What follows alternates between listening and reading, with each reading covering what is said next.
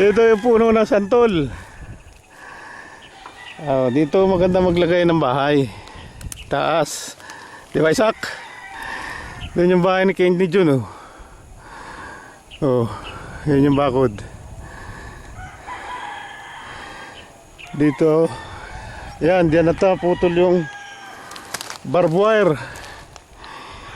Kinulang dito. Kinulang. Kailangan pa ng barbed wire dito. Yun, pa ganyan, oh. Yan. Dito. Pababa. At may lambat din yan.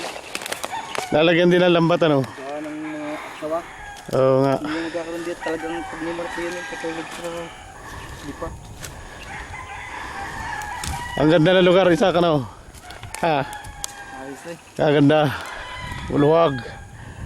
Diba? So, napalinis na dapat na pala dito ko. Yung tawag dito may grider.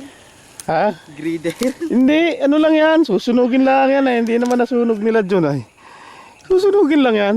Go lang pa nga. Pag yan ay nasunog, wala na yan. Tutubuan na yan ng ano. Lalagyan mo na ng Carabao grass. Aga mo ito puro karabo. Ganda na nito pag Carabao grass ito.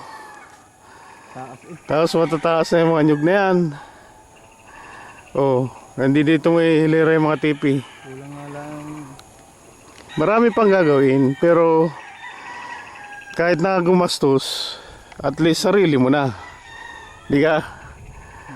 Oh, dito tatayo ng bahay.